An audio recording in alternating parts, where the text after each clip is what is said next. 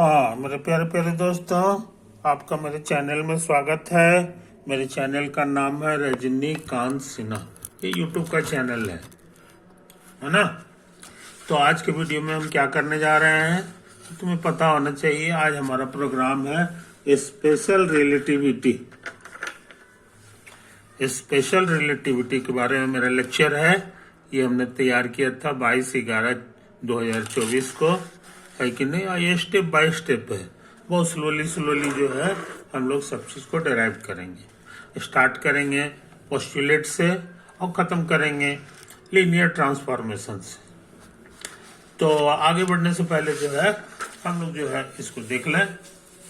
तो तुम्हें पता है कि काइनेमेटिक्स पहले आता है, समझे।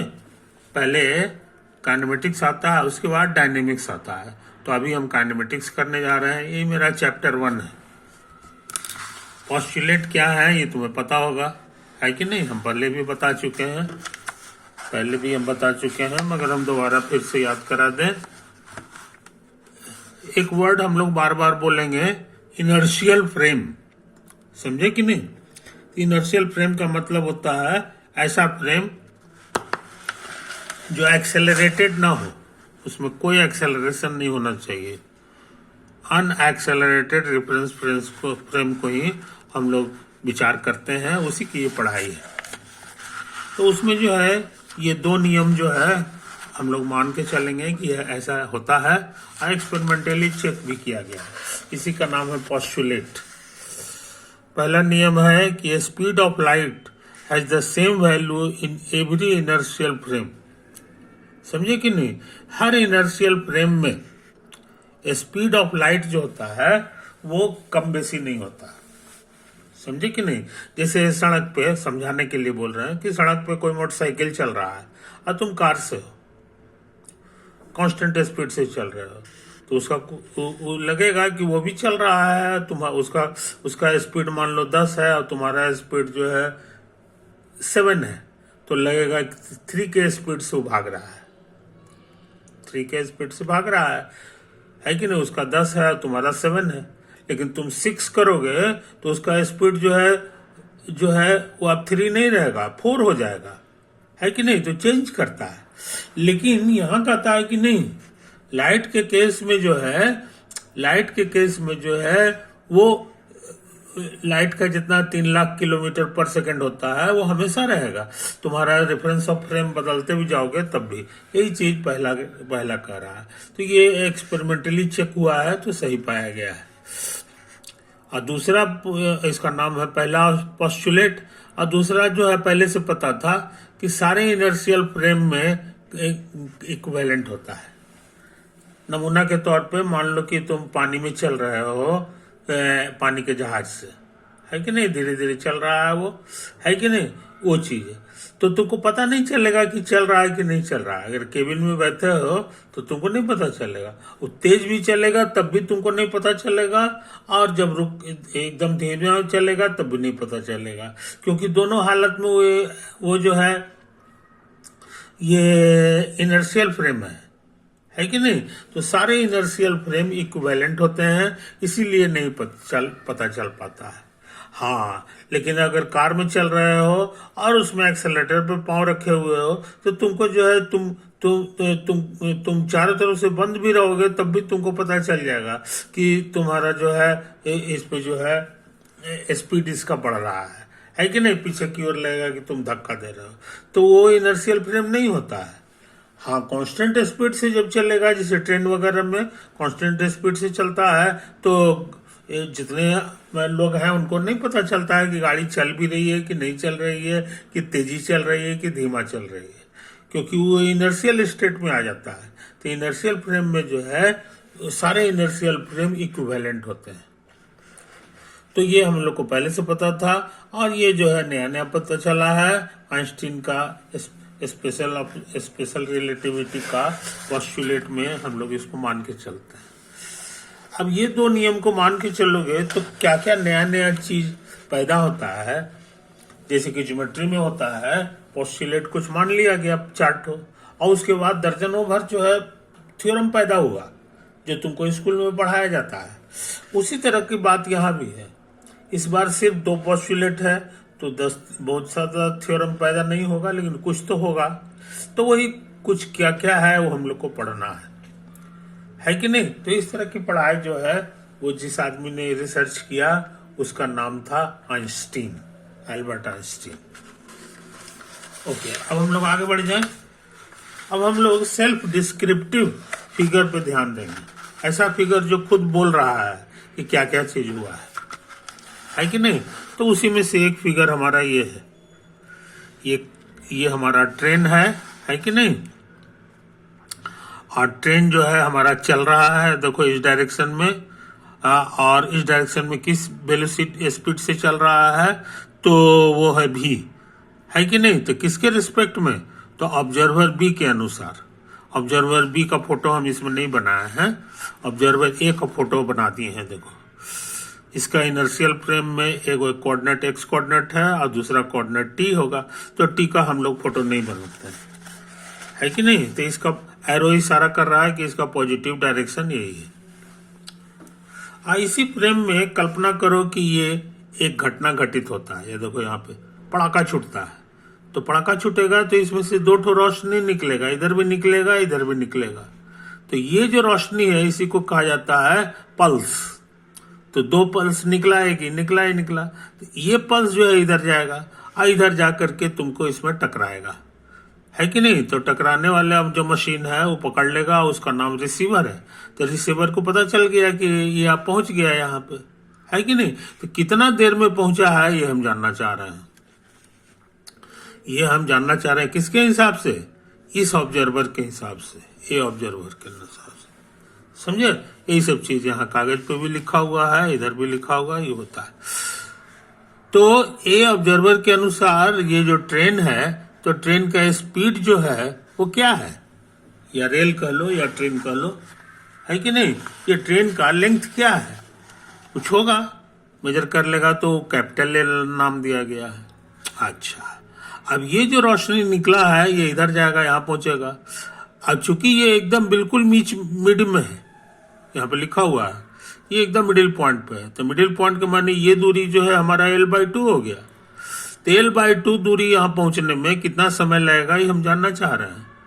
तो इसके लिए 2 चीज जरूरी है, पहला इसका स्पीड और दूसरा ये दीवार का स्पीड।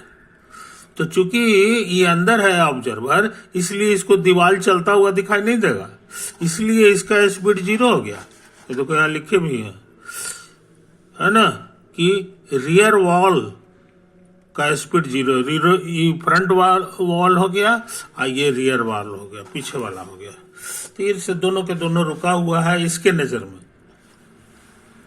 इसके नजर में। हालांकि अगर बाहर में रहेगा कोई ऑब्जर्वर तो उसको ही रुका हुआ दिखाई नहीं देगा, है कि नहीं, क्योंकि पूरा रेल जो है भाग रहा है इधर, तो ये भी भागेगा ये भी भागेगा, बशर्ते कि ऑब्जर्वर हमारा बाहर हो।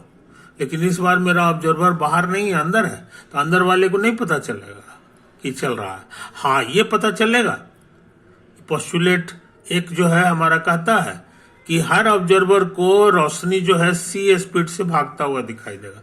तो इसका स्पीड c है, ये रुका हुआ है कि नहीं। तो इसको c के स्पीड से आए लगेगा तो कितना समय लगेगा, तो 5वीं क्लास में पढ़े हो, जितना डिस्टेंस है उसको स्पीड से भाग दे दो तो ड्यूरेशन मिल जाएगा कि कितना देर में ये पहुंचा। तो निकाल दिए यहाँ पे, यहीं पे निकाल दिए, L/2 डिवाइडेड बाय स्पीड, तो स्पीड हमारा c है। इसी तरह का काम यहाँ करना होगा, इसी तरह का यहाँ भी L/2 है और ये भी जो है इसका भी स्पीड c है पोस्टुलेट 1 के अनुसार। तो ये कितना देर में पहुंचेगा, तो कहोगे L/2 और बाई c हो गया। तो ये दोनों वैल्यू सेम आ गया, देखो ये वाला और ये वाला। इसका मतलब है कि दोनों का टाइम सेम आ गया, इसलिए टाइम डिफरेंस 0 हो गया, टाइम डिफरेंस 0 हो गया। तो T1 minus T2 minus T1 बराबर 0 आ गया। इसी का नाम है साइमल्टेनियस इवेंट्स, यानी ए को ये दोनों घटना साथ साथ दिखाई देगा, है ना, कि एक साथ हुआ है, एक ही समय में हुआ है, आगे पीछे नहीं हुआ है कि नहीं। तो इन बातों को समझ लो मेरे यार। तो यहाँ पे हम लिख भी दिए हैं कि दोनों का जो है ऐसा है। ओके, तो आगे बढ़ जाए। अब देखो इस तस्वीर में ऑब्जर्वर हमारा अंदर नहीं है, बाहर आ गया। तो बाहर आ गया तो इसका जो फ्रेम है ये एक्स प्राइम नाम दिए हैं। ये देखो डैश जो है ना, इसी को प्राइम पढ़ते हैं। इसी का दूसरा नाम है प्राइम्ड रेफरेंस फ्रेम है। अब बी के अनुसार अब काम करेंगे, एक हटा दिए।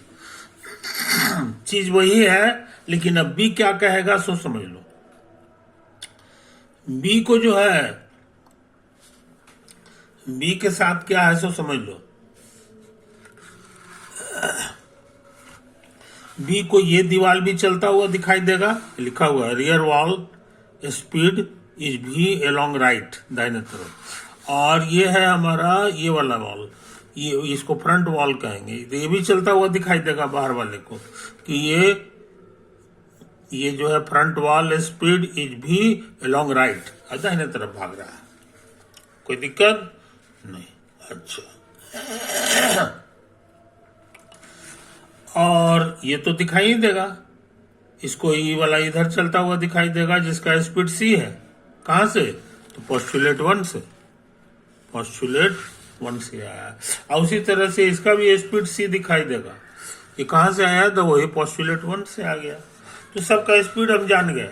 और वही ये पड़ाका है, यहां से छोटा है, ये रोशनी इधर निकला, इधर निकला। अच्छा, ये देखो ये छोटा एल लिखा हुआ, यानी कि ये ट्रेन का लेंथ। तो ट्रेन का जो लेंथ है, जितना इसको दिखाई दे रहा था उतना ही इसको दिखाई दे, ये कोई जरूरी नहीं है। तो इसको तो कैपिटल एल दिखाई दिया है, और ये बाहर वाले को जो है कैपिटल एल दिखाई दे, ये कोई गारंटी नहीं है। तो इसीलिए इसका नया नाम दे दिए स्मॉल एल। ये बीच में था तो बीच में इसके लिए भी बीच में है, ए के लिए भी बीच में था तो बी के लिए भी बीच में ही कहलाएगा, है ना। ये सोर्स ऑफ लाइट कहलाएगा, इसी से रोशनी निकला है। तो एक इधर भागा, एक इधर भाग गया। तो ये कितना देर में पहुंचेगा ये बताना आसान है। अगर ये दीवार नहीं चलता तो अलग बात थी, लेकिन अब चूंकि दीवार भी चल रहा है, वो भी इधर चल रहा है, इसलिए जल्दी पहुंच जाएगा। जल्दी पहुंचने का मतलब है कि इसका स्पीड अब हम खाली सी नहीं मानेंगे, बल्कि सी में इसको बढ़ाना पड़ेगा। बढ़ाना माने ऐड करना होगा इसका स्पीड। इसका स्पीड भी है कि नहीं, क्योंकि इस ट्रेन से जुड़ा हुआ है और ट्रेन का स्पीड भी है। तो इसीलिए ये भी जो है ना भी स्पीड से इधर आ रहा है। तो सी इसका हो गया, अब इसका हो गया, तो सी प्लस भी हो गया। तो इस बार हम लोग लिख दिए हैं कि टाइम इसको लगेगा सी प्लस भी L/2। छोटा एल है, ये वाला एल है। और उसी तरह से इसका हिसाब करना होगा। इस बार उल्टा हो गया, दीवार इसका इधर जा रहा है, ये भी इधर नहीं जा रहा है, इसलिए इसमें जोड़ने के बजाय ये देरी से पहुंचेगा। देरी से पहुंचने का मतलब हो गया कि स्पीड इसका घट गया है, तो घटाने के लिए माइनस करना होगा। तो वही हम कर दिए हैं, है ना। तो बी जो है क्या क्या चीज देखेगा, क्या सोचेगा, इसका हिसाब किताब भी इसमें लिखा हुआ है कि नहीं। अच्छा, तो इस बार देखो ये नंबर और ये नंबर का मुकाबला करो। डिनोमिनेटर में इसको जोड़ा गया है तो ये बड़ा हो गया, डिनोमिनेटर बड़ा हो गया तो ये छोटा हो गया। तो ये छोटा है, यानी जल्दी से इसको टकरा जाएगा इसमें। लेकिन ये उल्टा हो गया, इसमें घटा दिए हैं तो पहले से घट गया, छोटा हो गया। तो नीचे छोटा होने से पूरा बढ़ जाता है। तो ये बड़ा नंबर है। तो बड़ा नंबर मतलब ज्यादा देरी बाद होगा, यानी पहले ये इसमें टक्कर मारेगा तब इसमें टक्कर मारेगा। तो अब ये साथ साथ नहीं रहा, ये तो यहाँ लिखे हैं, ये साथ साथ घटनाएं नहीं हो रही हैं, समझे कि नहीं। तो ये चीजें इसीलिए ये साइमल्टेनियस नहीं रहा, नॉट साइमल्टेनियस।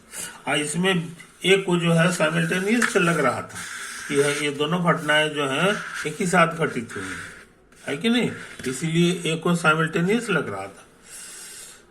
तो हम लोग क्या सीखे? Loss of साइमल्टेनिटी।